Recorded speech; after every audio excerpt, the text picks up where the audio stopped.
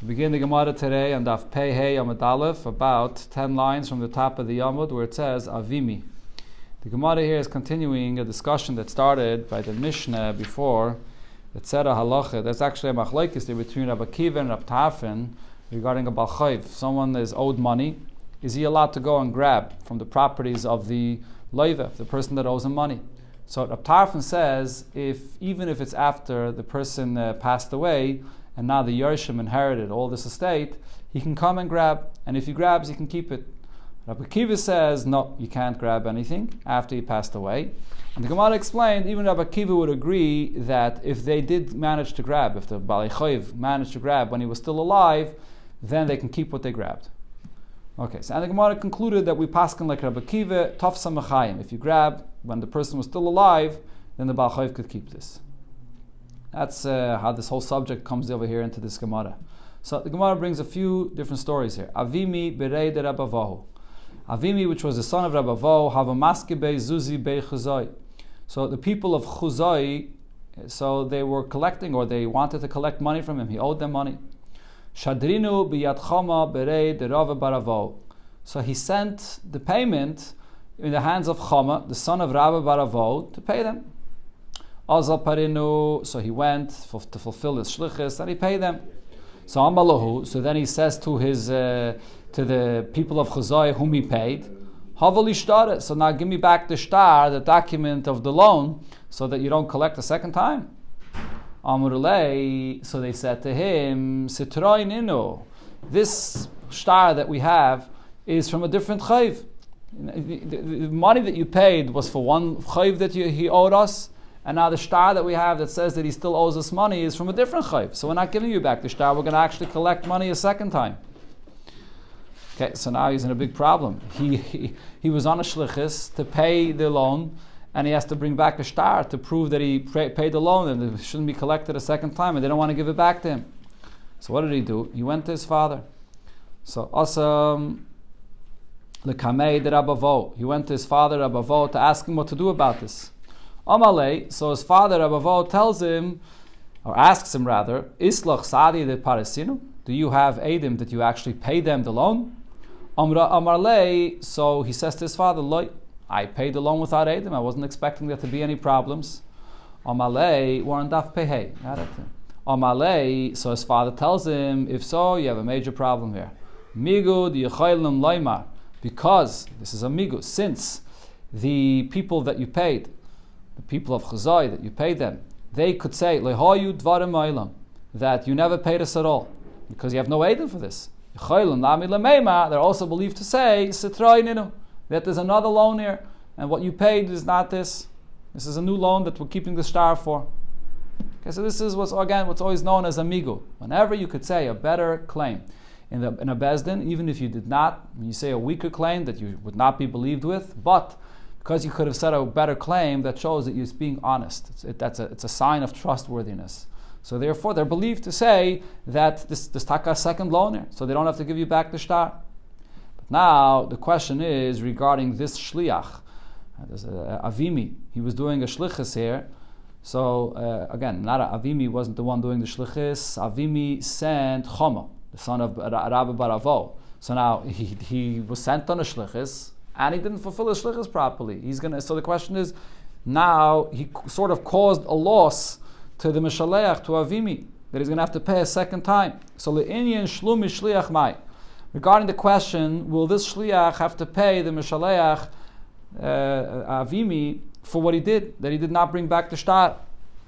So this is an interesting question. I mean, the Mefarshim, the Paiskim discussed this. I mean, if we trust this Malved, Bechuzoi, to say that they actually are owed money a second time, so in essence, the Shliach did not cause any loss to his Mishaleach, because that's the truth. He actually owes his money a second time. So what's the Gemara even asking a very question? Why should he have to reimburse his Mishaleach, Avimi, for this loss? It's not a loss. So there's different answers for this. One of the answers that's given for this is that from this Gemara you see an interesting thing, that even if the creditors that were collecting the money, they are believed with a migu to say that they're owed a second time, but the belief, the trustworthiness of a migu is only for them.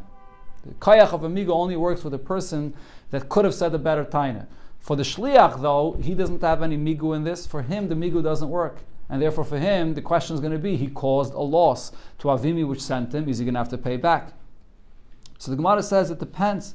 When he was appointed as a shliach, what did Avimi tell him? Amar Avashi Chazina. We have to look and see what he told him. If he told him, Shkoil Shtara, when you pay, the first thing is, get back that shtar, and then Vahav Zuzi, and then pay. So Mishalem. So because you didn't do that, you paid first, and then when you asked the shtar, they didn't want to give you the shtar, so you caused the loss. You're going to have to pay for this. But if the Mishaleach was not makpid, he wasn't particular about this, and he said, Hav Zuzi, pay first, and then the Shkoil Shtara, and then you'll get back the shtar. Then Loi Mishalem. Then he doesn't have to pay because he fulfilled the shlichus the way he was told to do it.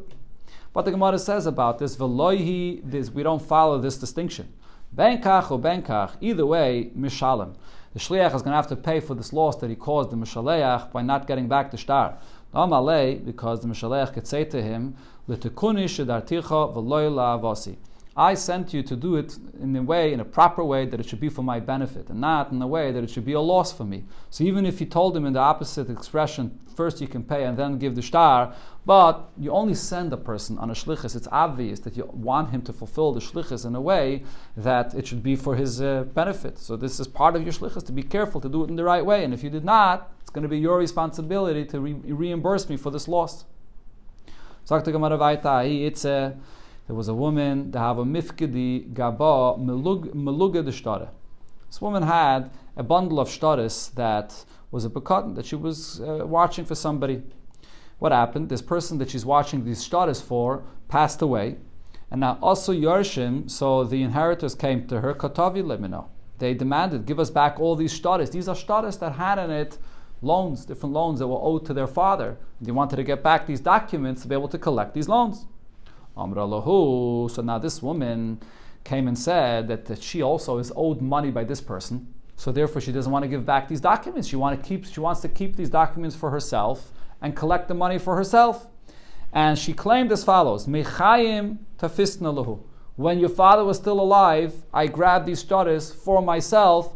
And as I mentioned before, according to Rabbi Akiva, if the father, person that owed her money, was still alive, at that point she can grab it for herself. So she said, yeah, I grabbed it for myself when he was still alive. So not Asar Lekamei, the Rav Nachman, so they came in front of Rav Nachman to ask Rav Nachman, what do we do about this?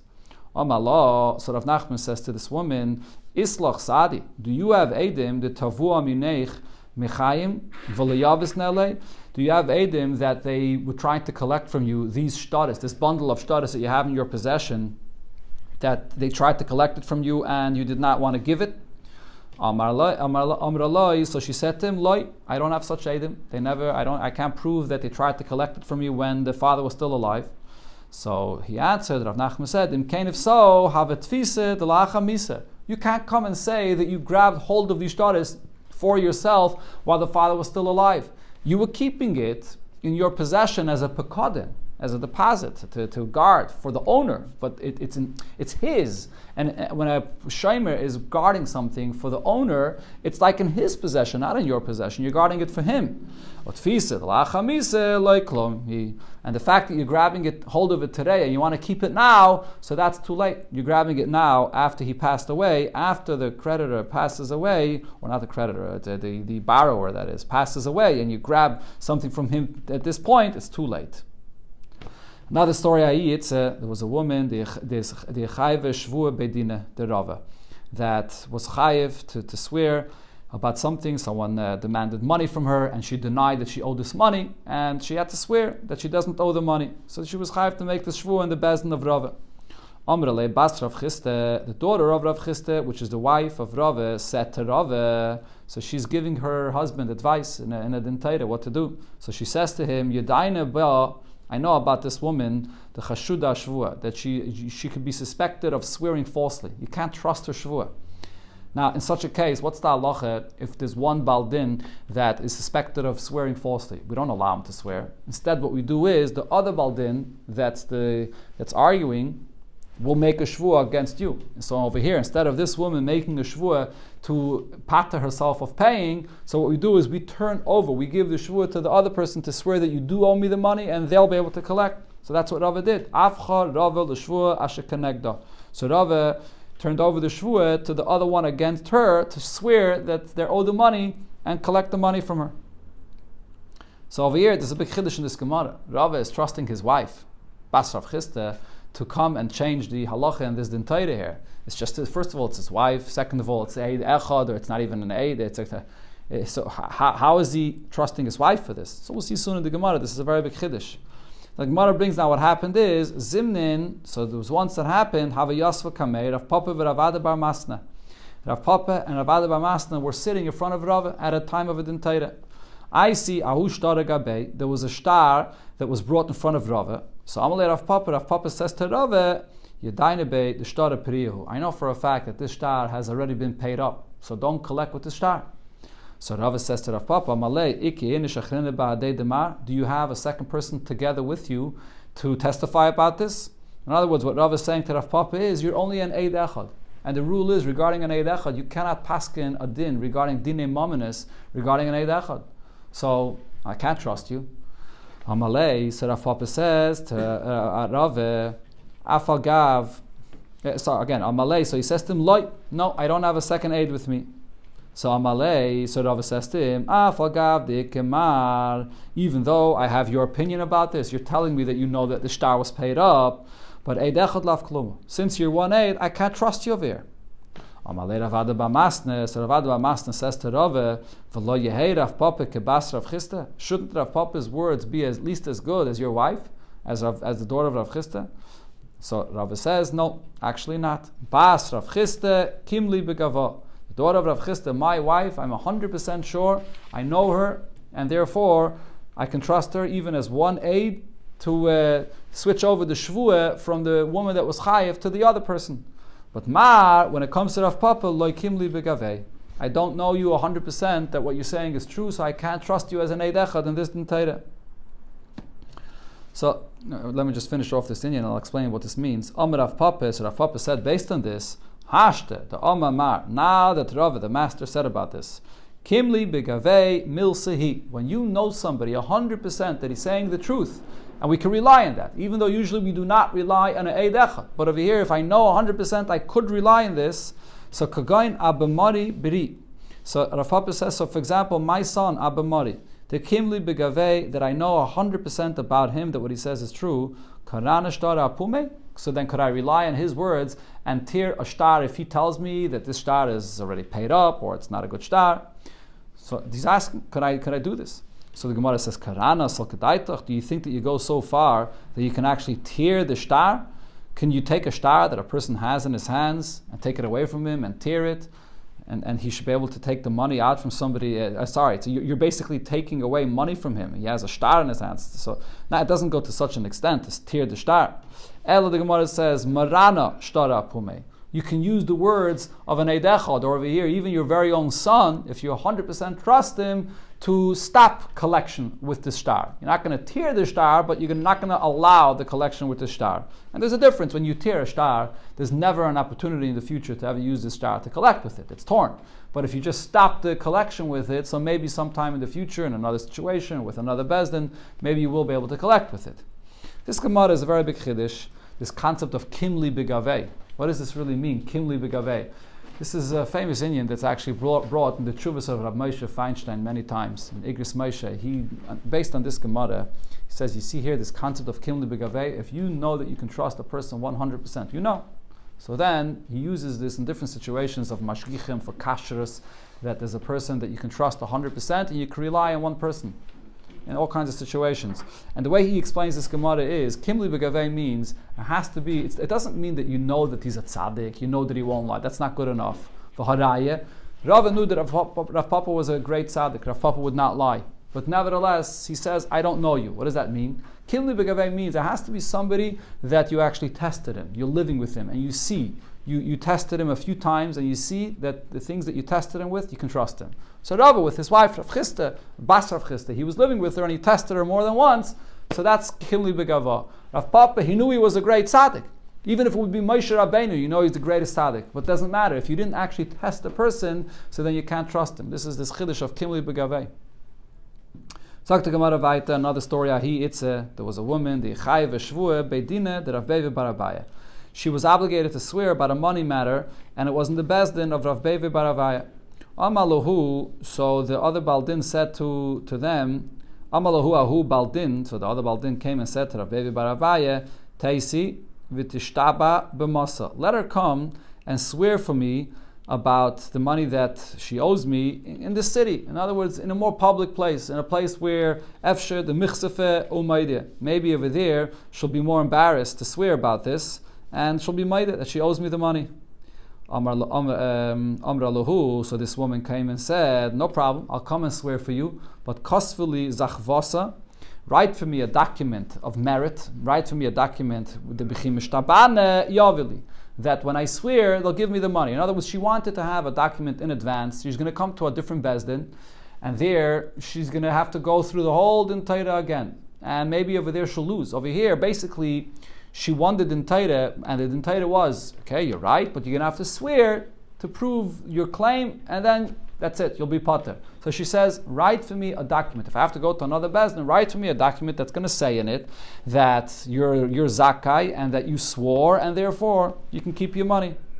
So Amalu Rabbevi Barabai says, Kisfula, no problem, we can write for her this document. Rav Papi, so Rav Papi says, he didn't agree with this psak din, and he said, Mishum de Asisu Mimuloi. Because you come from Mimuloi, Mimuloi is an expression that Rabbevi Barabaya was a descendant from Eli Akayin. Eli Akayin, because his children did Avedis, so his descendants didn't live a long life. That's one pshat Mimuloi.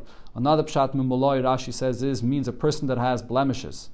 Amrisu milimul yaisa. So you're saying things that are blemish. You're saying a psak din that's incorrect. What's the problem? What was incorrect about this?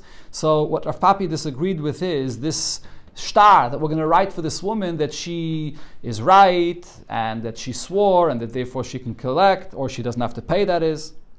This document we can't write for her because Rava said, Hi, Ashrase, the Daine, this Ashrase, which is a confirmation that you're validating a shtar. So Bezdin, after they hear the validation of the signatures, they write that we know that these signatures are valid. If Bezdin is going to write this up, even before the testimony regarding the authenticity of the signatures was said, so if you write it up in advance, psula, it's going to be puzzle. Even though afterwards Adam are going to come and will validate these signatures because it was written up before, so therefore it looks like it's false, because it was written before the testimony about these signatures is said, so it's puzzle. So we see from this, machzik shikra, we're afraid of using such a kind of a validation that Bezdin writes if it looks like it's a lie, because you're writing it up ahead of it in advance before we actually verify these signatures. So here as well, how could you write for this woman in advance a document that says that she's right and that she swears and she will get, or maybe even the Gemara means to say that we write for her that she already swore, and therefore when she's going to come to the Bezdin and actually swear, the Bezdin over there will give it to her, but it looks like it's false. Even though she's going to actually go ahead and swear, and then it's going to be after the fact, but we're writing it in advance. How could we write this for her?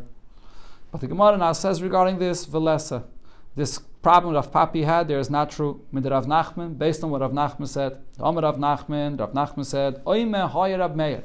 Rav Meir would say, Afila matzah ba'ashpa, even if you find, and this over there, Rav Meir is speaking about the halacha of a get, which is written for a woman. So even if the husband took a get that he found in the garbage, so obviously this get was not written for him. So it was not, but one of the basic halachas of a get is that it has to be written l'shma. But Rav Meir's chiddush is the halacha of l'shma is not regarding the writing of the get, it's only regarding the signatures of the get. So therefore Rav Meir says you find the get in the garbage, and then his luck, the get has the same names as himself and his wife, and and then he brought the signatures, the people to sign it. So now they signed it l'shma, and he gave it to his wife, kosher, it's kosher. And then he adds, even the Rabbanon that say that this can't be done, they only argue regarding a get that's written for a woman, because Rabbanon's opinion is that the writing has to be lishma, and he took it out of the garbage. It was written before, not for him. The bina ksiva lishma. But when it comes to any other documents, money documents, a loan and so on, they would agree that you can take a document that was written, and it's in the garbage, and it was written for something else, and then you can use it now for yourself. So we see from here that even a document that it looks like it's a false document because it was never written for you, but nevertheless you could use it, and we're not afraid of the fact that it looks false. As long as now it's being used for a loan and it's true, so you can use it. So same thing over here, we can write for her a document that she made a shvuah and that she's trusted. It doesn't matter that it looks false. We see this also from what Rav Asi said in the name of Rav Yechanan. Shtar shalava boy. If you had a shtar that you used for a loan, and you paid up the loan. So the same person should not use that same shtar, even if it's on the same day, and you can use the same date and the same details. So if you reborrow the money again on that day, you can't use it a second time. Because this loan, once you paid up the loan, so the shtar is bottled, and now the second loan is not going to be considered to be anymore a milva b'shtar. It's going to be a milva al pet. You won't be able to collect with the regular shibud of a shtar. So therefore, you don't use this shtar because you won't be able to collect from mishubadim. But not that the shtar itself can't be used at all to prove that you owed the money. It's just that if you want to use it as a milva b'shtar to collect even from properties that were sold, you can't use it again. So now, what do we see from what Rabbi Yechanan said? The reason is once you paid up the loan of this document, so now you will meichel the shibud. The actual shibud of the properties is what you are forgiving. But the fact that you're using the same document, and this document was written for a previous loan, and you're using it for a second loan, and it looks like a falsehood, that we're not concerned about. Another story the Gemara brings, Ahu Gavre, was an individual, the Afkit Shev Maginte the Tzari V'Sadine Beir of Miyashe Bar Bereid Rab Yeshua ben Levi. So this person, he gave a pekadon of 7 precious gems that were wrapped up in a sheet. Who did he give it to? Rav Miyashe, the grandson of Rabbi Yeshua ben Levi. Shachav Rav Miyashe passed away, v'loy pocket, and he didn't get a chance to tell his children or the people in his house that this precious gems here do not belong to me, it belongs to someone else. I'm holding it for someone else. Also, like Hamei, the Rav Ami, they came to Rav Ami to ask about this. So the people that these precious gems were owned by them, wanted to collect this, but they had no proof. And the inheritor said, maybe it's ours. So we have no idea. So they came to Rav Ami. So Amalei Rav Ami said as follows: Choda number 1, the Yadayne Beit, Rav Miyashe, Bar Bereid, Rabbi Yeshua ben Levi, D'lo Yamad. I know for a fact that this Rav Miyashe was not this rich. This can't be his precious gems. And the second point is, V'oid hakayav simona. Besides this, these people trying to collect this, gave good signs that it's theirs. So therefore we could trust them. So Taisus over here points out, there's a big arichas here in Taisus, that you have to have both of these proofs. First of all, you have to have the proof that the person holding on to this, we know that he wasn't rich, so it can't be his. And one of the pshatim of Taisus, he explains that this proves that it wasn't the Rav Miyashe, it didn't belong to him, and also maybe it belonged to someone else. So then they need to have simonim to prove that it's theirs and it doesn't belong to someone else. Again, maybe got a Yerusha. We know that the Gemara says we know for a fact that he wasn't rich. Never Yerusha. Huh? Yerusha was somewhere. No. So we know this goof is what they know, that he didn't have a Yerusha, wasn't rich. But the Gemara adds there is another condition to this. V'lo yamaram, this is Psak Din is only said Elo d'loi rogel da'al v'nafik lahasam, that these people that came and wanted to collect these precious gems, they're not accustomed to coming in and out of Rav Miyash's house. Aval rogel da'al v'nafik lahasam, if we know that they dreizach in this place, they come in and out from the house here, maybe somebody else gave the pekadon of these precious gems and v'iyu mechzeh chazeh, and this person saw it, and therefore he's able to give a siman and claim it for himself. The Gemara here is going to bring another 2 stories that are identical to this story. Ahu Gavra, there was a person, the Afkit Kosse, the Kaspa Bei Chasa. He gave a silver becher, silver cup to Chasa, to keep for him, the whole time for him. Shachav Chasa, again the same thing happens. Chasa passes away, v'loi pocket, and he didn't get a chance to tell his children that it doesn't belong to him. Also, like Hamed Rav Nachman, they came to Rav Nachman, Amalu, Rav Nachman said, the 2 points. Number 1, Yadayna Beba Chasad Lo Yamid. I know Chasad was not this rich. It can't be his. And for another thing, Hakayav Simana. They gave signs that it's their becher. But again, the Gemara says, it's only if this person did not walk in and out of this house and he didn't see it. But if we know that he comes in and out and he saw it, maybe someone else gave this pekadon and he saw it and therefore he's claiming it for himself. A third story, the same story. Person gave a expensive garment, a silk garment, to Rav Dimi, the brother of Rav Safra. And Shachar Rav Dimi passed away, and he didn't get a chance to tell his children that this doesn't belong to him. So the people that wanted to collect their garment came to Rababa. He said to them as follows: number one, I know for a fact that Rav Dimi was not this rich, and he gave signs that it's his. So this is only true if this person didn't enter into this house. If he's accustomed in coming in and out here, it's possible that someone else gave it and he just saw this.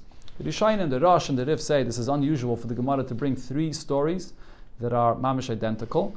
But the reason the Gemara is doing this is because there's a chiddush in the story that you can paskan a halacha without having a clear proof, just using these estimations over here of seeing that this person wasn't rich and the simonim. And therefore the Gemara wants to bring three stories to show that all these Amiroim agreed to this and there's no argument about this psak din. Another story the Gemara says, a person said to his children before he passed away, my possessions should go to Tuvya. Now, we don't know who Tuvya is. There could be more than one individual with the name of Tuvya. Shachib, he passed away. Asa Tuvya, an individual with the name of Tuvya arrives and says that he meant me, give me the money. Rav Yechanan said, Harei ba Tuvya. No, Tuvya is here, so you have to give him the money. The chiddush over here, what Rav Yechanan is saying is, even if later on another individual by the name of Tuvya shows up, we're not going to say, oh, maybe it's the second person, because if the first person showed up first, that means that he took it serious, because he really knew that it means him. Second person that comes, he heard about this afterwards, and he says, oh, let me take advantage of this, maybe I can get a portion of this as well. But the first person, he knew that it was really him, that's why he came first. Another thing the Gemara says, Amar Tuvya. Before a person passed away, he said, give my money to Tuvya. And V'asa Rav Tuvya. Then an individual, a very prominent person, which is not known as Tuvya, but he's known as Rav Tuvya, comes. So we can't give him the money. Because L'Tuvya Amar, he said he's giving the money to Tuvya. L'Rav Tuvya Lo Yamar. He did not say Rav Tuvya. Now, V'i Inish the Gizbei, if this person, Rav Tuvya, is someone that the person that passed away was very comfortable with him, so he refers to him on first name basis without Rav, so Hagispe, so he's very comfortable with him, so we'll give him the money. Asu Shnei Tuvya. How about if two people come at the same time? Two people with the name of Tuvya. Who do we give the money to? So the halacha is as follows: Shachim v'Talmud Chacham. If it's a neighbor or a Talmud Chacham kaidem. The Talmud Chacham is first. We give the money to the Talmud Chacham. And the reason is, this is not just because of the honor of the Talmud Chacham, because he deserves the money. We have to try to figure out who this person that passed away really meant to give the money to. And Rashi says, we assume that probably a person before he passes away wants to do a mitzvah, he's matzdik es maisav, so he probably wanted to give it to the Talmud Chacham. So we assume that he gave it to the Talmud Chacham. How about if it was a karev and a Talmud Chacham? A relative with the name of Tuvya and a Talmud Chacham with this name. Talmud Chacham Kaidem, the Talmud Chacham is still first. Yibayalu, the question was asked, Shachim v'Karev. How about if it's a neighbor with this name or a relative with this name, the same name? Mai, what's the halacha then? Who comes first? Toshama, the answer was brought based on the pasuk that says in Mishlei, Toiv Shachim Karev me'ach rachik. A good neighbor is better than a relative, a brother even, that is living far. Shneim Krevim. How about if they're both relatives? Shneim Shchenim, they're both neighbors, and Shneim Chachamim, and they're both Talmidei Chachamim. So now they're all on equal footing. Who do you give it to? Says the Gemara, Shude the Daini. What does Shude the Daini mean? Shude literally means, Rashi says, you throw it. The Dayanim throw it. Now there's different pshatim of this. According to Rashi, in another place, Rashi says that the Dayanim have to use their own thinking to estimate who this person would want to give it to. But Taisus over here says, Rabbeinu Tam says that it doesn't mean Chachamim have to, the Dayanim have to think who he would want to give it to. Rather, the Dayanim give it who they feel is right. They just give it to whoever they want it to. Because we have no raya, they're both the same. So there's no raya one over the other. Amalei Rave lebrei the Rav Chiyeh barav. Rave said to the son, of Rav Chia bar Ravin, Ta'im Malach Milsam Al Yaseh. Let me tell you this very good halacha, this very good thing that I heard, the Hava Ama Avuch, that your father said. What did he say? This that Shmuel said, if you sell a document of a loan to your friend, okay, so what happens is that you have a document that says in it that someone owes you $1,000. And now you sell it to somebody. Now the buyer can collect this $1,000 instead of you. But now what did the seller do? Now the seller goes and he forgives the loan. He was the one that was owed the money and he forgives it. He sold it, correct? He sold it. The sale takes effect, but after he sells it, now he forgives the loan. Says the Gemara, Machol. He has the ability to be Meichel this loan. I'll explain in a moment. Let me just finish the Inyan. Not only the person himself that was owed the money could be Meichel this, even if it's a Yiddish now, an inheritor, it can also be Meichel. It could also be Meichel this. Now, what's the reason for this? This is a very interesting thing. You sold it, so it's not yours anymore. And now you're being Meichel. What does this mean? So there's two pshatim in the Rishayim. Taisus over here says that Minat Torah, this is not a sale b'chlal. So because it's not a sale Minat Torah, so therefore you have be'etzem, it's still yours, and you have the ability to be Meichel. That's basically the pshat in Taisus. But other Rishayim say that in the name of Rabbeinu Tam, that the pshat over here is that every time there's a loan, there are two kinds of shibudim. When you owe money, there's a shibud that's on your guf. First of all, you as an individual, you owe the money. So that's an obligation that lies upon you. But besides that, there's also the obligation that lies upon the properties that you own, that the person has to pay the money, right? So those are the two shibudim. So over here, when a person sells the loan, so the shibud of the mamain that's here, that he's allowed to collect from that person's properties, that shibud you can sell. That's a money matter. That's a shibud that lies upon the properties. You can sell to someone else. But the shibud aguf that there is between you and the other person, that's something that you can't sell, and that's something that you could be meichel even after you sold. The shibud of the actual money that there is on the possessions on the karka, but the shibud aguf, that's something you could be meichel afterwards. And once you remove the shibud aguf that there is between you and the other person, automatically it absolves the shibud on the karkais as well. That's how this works. But the Gemara says, but nevertheless, Shmuel will agree, a wife that brought into the marriage, document loans that people owe her money, and she brings it to the husband, and now belongs to the husband. But then she goes and she forgives them for those people that owe her the money. She does not have the ability to forgive them. Because the ownership of the husband in these loans is the mamish like her hand. He becomes like a partner with her. If he's like a partner, so then she can't be meichelit at all. So the Gemara brings a story. Krev said that Rav Nachman, there was a relative of Rav Nachman. Zvinta l'ksubasa b'toivis hana. She sold a ksube for toivis hana. Toivis hana means she can't sell a ksube for the full price because the ksube is not necessarily something that she'll ever collect. When does she collect the ksube? If she gets divorced or if her husband passes away in her lifetime. How about if she passes away first? So then there is no ksube b'chlal. So therefore, when you sell the ksube, you sell it for a much cheaper price. Now Igrisha, she actually got divorced, and therefore, once she got divorced, she had the right to collect the ksube. And then the shchive, but now she passed away. Now also, katava la lebrata. She had one daughter, and now this daughter came and was demanding from the husband to collect the ksube. Amalahu. So now obviously what happened over here? The buyers of the rights to collect this ksube came and said, "Don't give the ksube to the daughter of the mother. The ksube doesn't belong to her. The ksube was already sold to us. We have the rights to collect this ksube." So they came to Rav Nachman. So Amalu Rav Nachman leked elizba le'eitza. There's nobody that can give good advice for this daughter here how she can still go ahead and collect the ksube even though the mother sold the rights to collect the ksube to someone else. So let's finish off this Indian over here. So the Gemara says. So Rav Nachman himself gave advice. He says, "Tezel v'techel l'ksubasa d'ima." Let the daughter, which is the Yiddish, she's inheriting her mother, let her go and be meichel this ksube that the husband owed their mother. So she can be meichel this even afterwards, even today. L'gabi avua for the father, for the husband, and v'tersa minei. And then what happens? So the money will not be paid to the buyers, and then they will get the inheritance. Okay. When this grandfather will pass away, they're the Yiddish. They're the only Yiddish that is here, and they'll get all the money anyways. So this is again based on what Shmuel said before, that after you sell a loan to someone, over here she sold the Kesubos, but nevertheless, even a Yerush could come and be Meichel this whole entire money of the Kesubos that's owed, and that's it, and then later they'll yarshin it for themselves. So what happened? Shama, so she heard about this, Ozla Chilta, she did exactly like Rav Nachman said, and she was Meichel this Kesubos, so nobody can go and collect it now. The daughter was Meichel the Kesubos, so the ones that bought it, the rights to collect it, could not collect it. Rav Nachman said about this, we had a similar thing in the Gemara before, I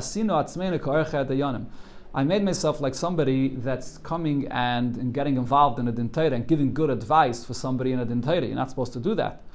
So the Gemara says, Meikara myself or lebesayif myself. In the beginning, when he gave this advice, what was he thinking?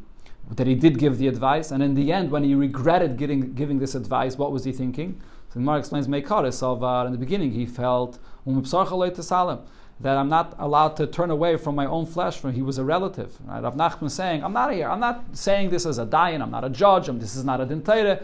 It's just a relative that I'm giving good advice, what they can do about this money matter. But in the end, he said to himself, when he regretted this, he said, Adam Choshev Shani, because I'm such a prominent person, people may learn from me in an actual din Torah that a dayan can give advice to one of the balidinim, so therefore I shouldn't do such a thing, that people shouldn't make a mistake. There's one more small piece of it, which is connected to this Gemara. Gufa, going back to this halacha that Shmuel said. Shmuel said, you sell a document of a loan to your friend, then you forgive it. You could forgive it after the fact. Even an inheritor could be Meichel, this loan that was sold already. However, Ravuna Bereid Rav Yeshua added to this and said that the buyer has the way to protect himself. If the buyer is smart, he will give a few coins. He'll give some money to the person that owes the money, and now he wants to have the rights to collect the money from him without the malveh, the seller, for giving this loan. So he gives him a little bit of money, and the cost of leishtara b'shmei, and with this payment he says, right now a new document in my name, and we can tear the old document. Right now a new document, so now the loan will be between me and you, and the seller that the loan originally was on his name won't have any ability anymore to be meichel this chayv. That's what he should do if he wants to make sure that he's not going to be meichel this chayv over here.